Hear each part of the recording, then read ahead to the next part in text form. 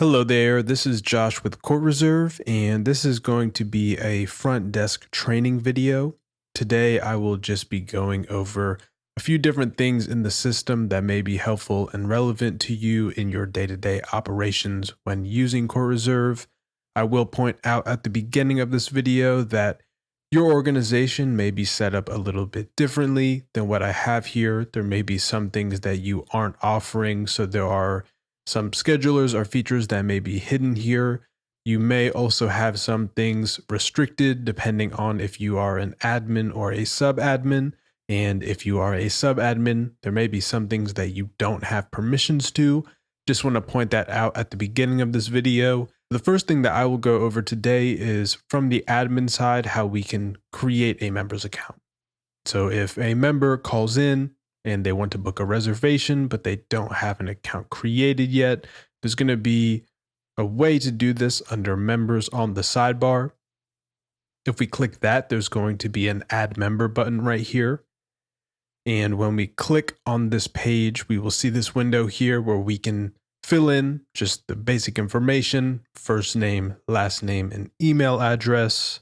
If we want to add things like phone number, gender, or date of birth, we'll be able to add all of that here.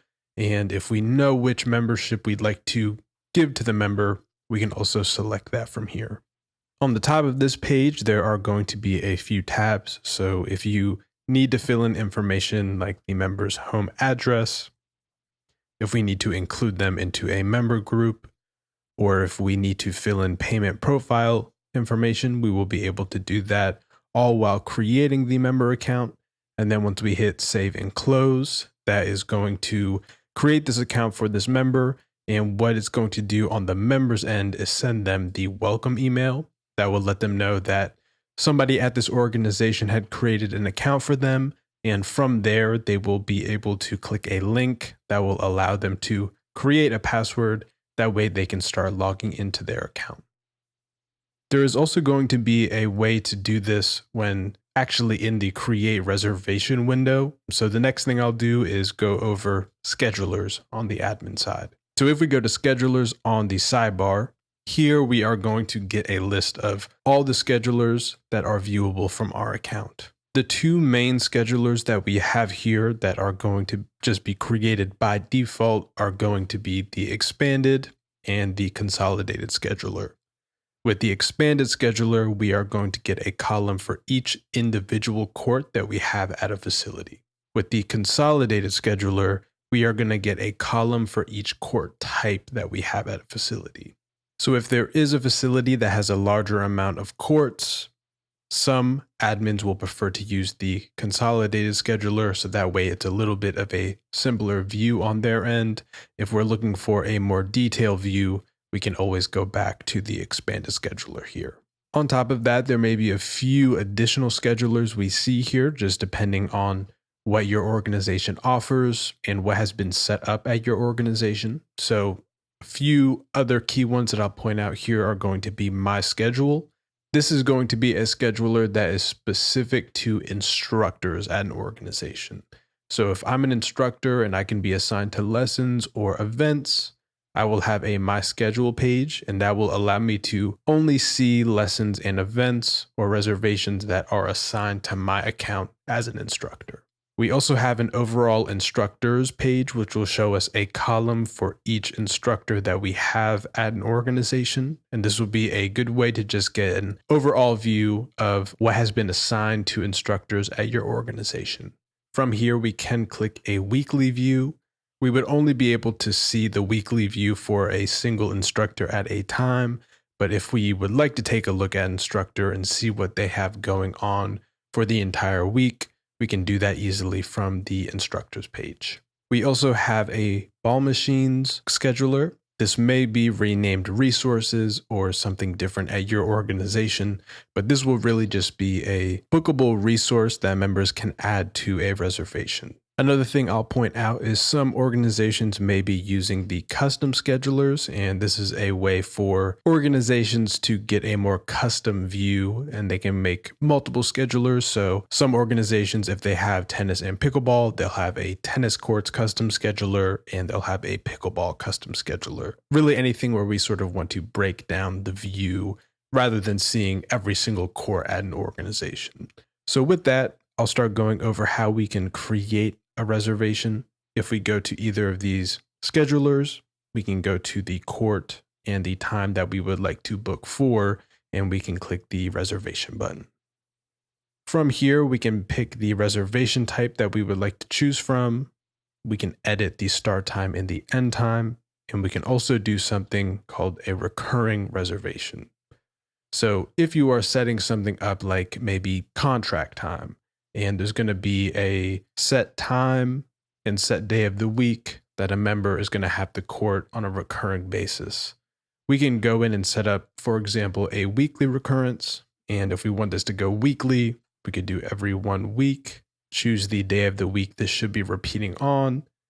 And then we can either choose the amount of dates this recurrence should go before it ends, or we can pick a calendar date. So if we want this to end after 10 occurrences, we can put 10 here, or if this is maybe something that ends at the end of the year, we can use the end by date and we can have it end on whichever date we need to. When we set up a recurrence, there is also the option to include exception dates. So if we have a date in this occurrence that we already know ahead of time is not going to work, maybe it's a holiday, maybe it's a date that the member just knows in advance they won't be able to make it, we can go in and we can select those dates and skip them from this recurrence.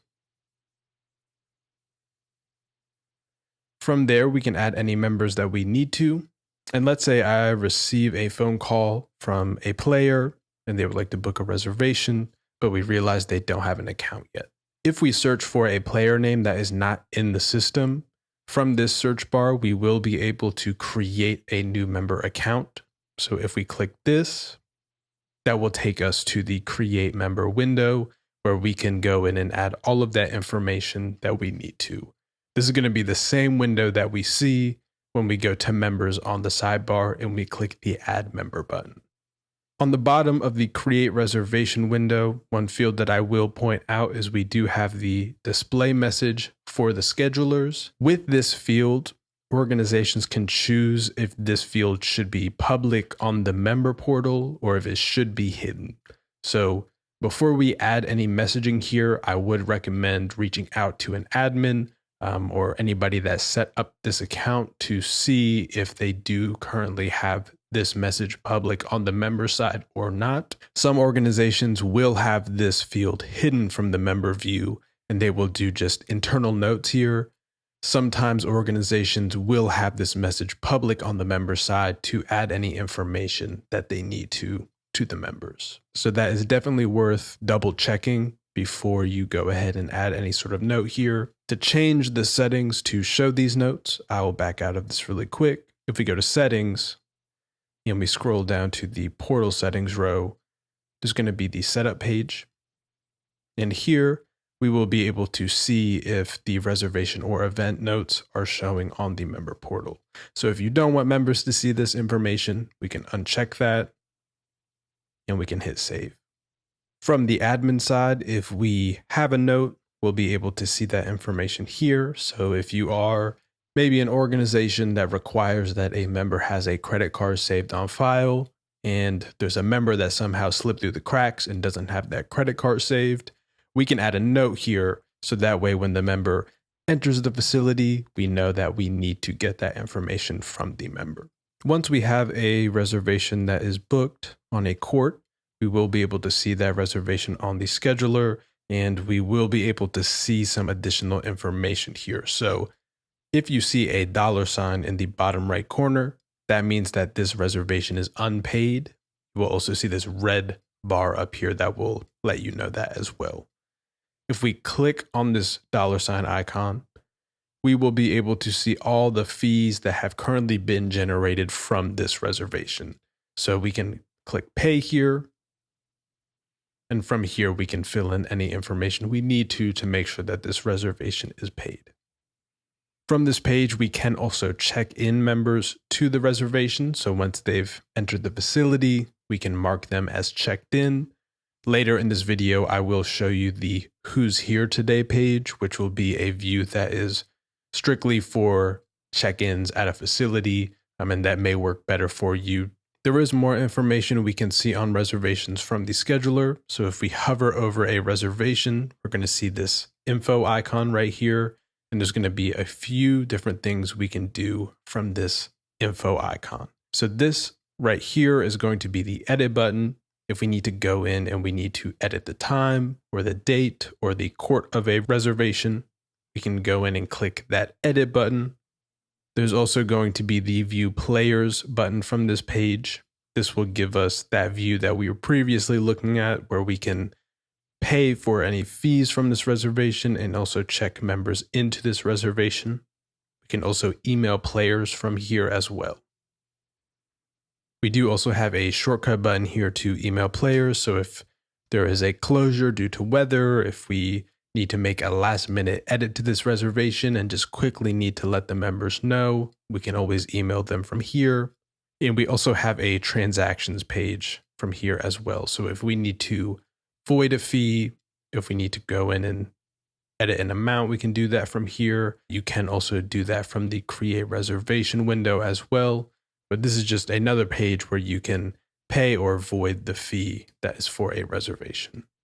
And then from here, we have the audit log for this reservation. So this will allow us to see any action that has been done to this reservation here. So every edit that is made from either a admin, sub-admin, or member will show here. And you will be able to see who did this change by looking at the action by column. You will notice that my name has an A next to it.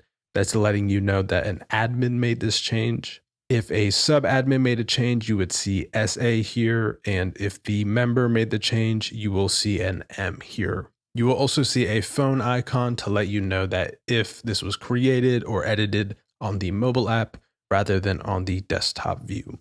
But if somebody overrides the price, this would be a good way to take a look at that reservation and see who overrid that price from the admin side.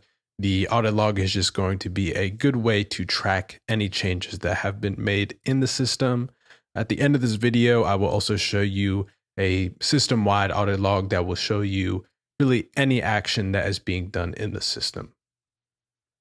From here, we can also cancel a reservation. So if we hit the red icon right here, we can cancel the reservation and add a cancellation reason. And then from there, once we hit the cancel reservation button, if you have the notification enabled, this will automatically send out a message to the members letting them know that this reservation has been canceled.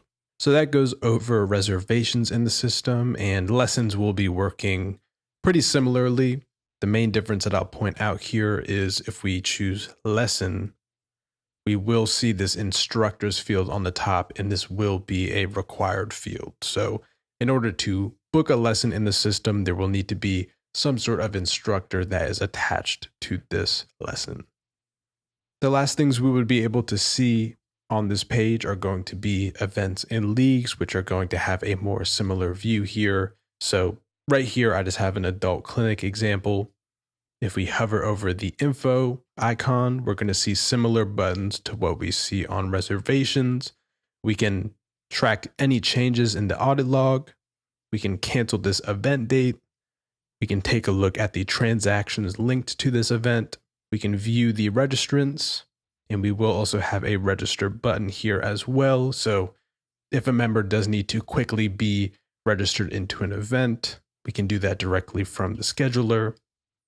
And then from here, we can also edit a reservation date. So, if we have a recurring event that is from 5 to 6 every Friday, but for this specific date, we need to maybe adjust it 30 minutes later, we can go in and we can edit just specifically this event date while keeping all of the other event dates in the original recurrent settings. We can also do last minute changes to courts on this event date if we need to. And if we need to make last minute changes on the instructor assigned to this event or any resources added to the event, we can do that here as well. All right, so next I will go over just to the instructor scheduler, go over a few differences we may see over on the instructor scheduler versus a scheduler that's specifically for reservations.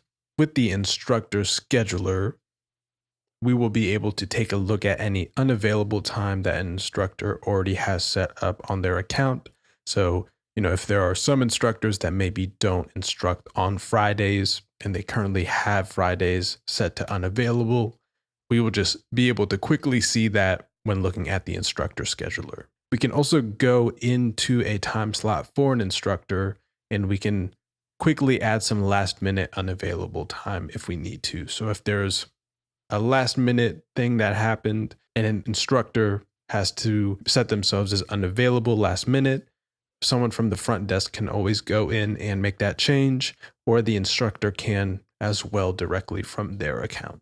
All right, so next I will go over a page that we have called the Who's Here Today page. It's going to be under reservations on the sidebar. On the bottom of this list here, we're going to have the Who's Here Today option. The Who's Here Today page is specifically for reservations, events, or really anything that a member is booked or registered into that is currently happening on this day. This is a quick way for admins or people at the front desk to process a payment for a member that's coming into the facility for a reservation that day. This is also a quick way to mark a member as checked in when they arrive at the facility. From this page, we are going to have a row for each member rather than each reservation. So we will be able to individually mark each player as checked in, or if you have a status for arriving late, we can do that as well. Or for example here, if we have a member that hasn't paid their reservation fee yet, we can go in and we can make sure that that is taken care of as they are entering the facility.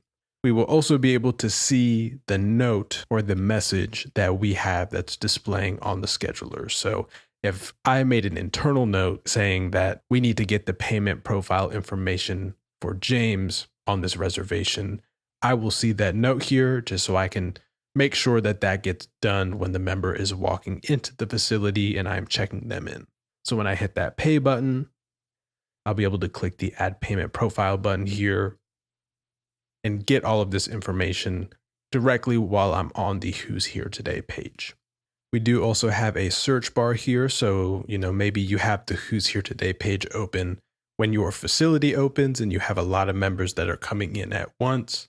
From here, we can quickly type in a member's name as they go up to the front desk, find their name and their reservation, make sure they're paid for, and make sure they are checked into their reservation. And that way they can be on their way. So that way on the Who's Here Today page, we're not trying to scroll through a scheduler, find the court that they're on, find the time, go to the edit page or go to the view members page to check them in. This is going to be just one page where we can get a list of all the members that have something booked for today, make sure that their fee has been paid for, and make sure they can get checked in quickly. So this can be a very powerful page for any front desk employees. All right, and next I will be going over closures in the system. So if you do need to create a closure because of weather or any last minute maintenance or anything like that, you will be able to do that by clicking the closures button on the top of the page right here. We do also have a button for this under settings. Under the court and ball machine settings, we have the closures page right here. But once we get to this page, we will be able to create that closure and say it's for weather. We can go in and we can create this closure for however long we need to. So say I'm closing the courts for 2 hours. If we do need to set up a daily or a weekly recurrence here, we can always do that. So if there is weekly maintenance that you have on the courts and it's going to be the same day of the week, same times on a weekly basis, we can use the recurrence rule here as well. we can display a message on the schedulers if we need to give members any additional information. And from here, we can then select the courts that will be affected by this closure. So once I select all of the courts, we will be able to see the reservations that are affected by this closure. So from there, we would then be able to choose the cancellation policy that we would like to move forward with. And if we need to include reservations or events that aren't assigned a court right now, but are during this time frame, we can go ahead and include reservations that don't have a court. So here we have the cancellation policy. We can choose to not cancel anything that's during this time window. We can cancel all reservations and events, or we can just cancel reservations and keep events, or we can cancel just events and keep all reservations. So we'll have a few different options here, but also under the affected reservations table, we will be able to edit these reservations, and we will be able to reschedule event dates.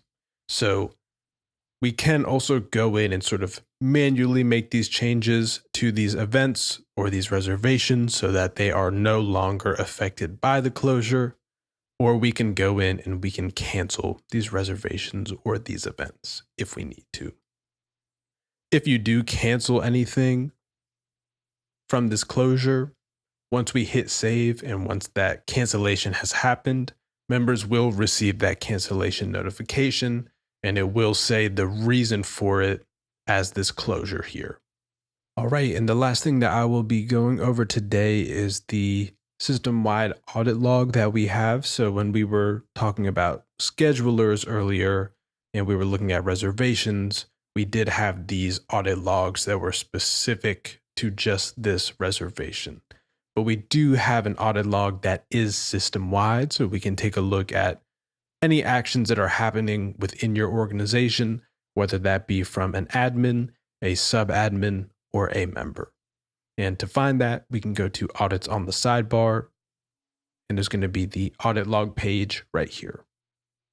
So from this page, we can filter by action type. So this is going to be something like cancel, create, edit, or delete. And then we can choose entity type. So if we want to see all of the times admins have created a closure, we can do that by using the action type and entity type filters. Or if we want to see all of the event date cancellations that have been done in the system, we would be able to do that as well. But I will just set this to all, and I will set the start date a few weeks back. And then once we run this report, we would be able to see every single action that has been done in this organization. We will be able to see the system user or the member that made this change, when this change or this creation was done. And under the description, we will be able to see what was created, what was canceled, what was edited, or what was deleted here. So again, if a fee for a reservation was overridden or anything like that, we would be able to track that in the audit log and see which system user did this and when they did it.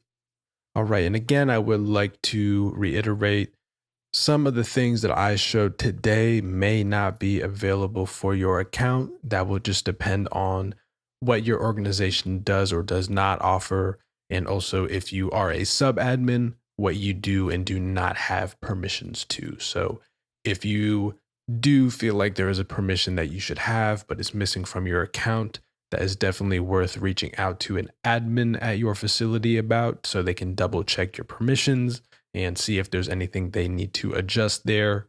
And if you do have any additional questions, you can always reach out to our live support team by clicking this green button right here. And you can also take a look at our knowledge base. We do have a lot of different articles that go over all of the features in our system. So if you are trying to better understand a feature or understand the use cases, how to set something up or how to do a specific type of setup, definitely worth checking out the knowledge base to see if we do have resources on that. And always feel free to reach out to our live support team if you do have any additional questions on setup or why something is working a certain way, and we will be more than happy to take a look.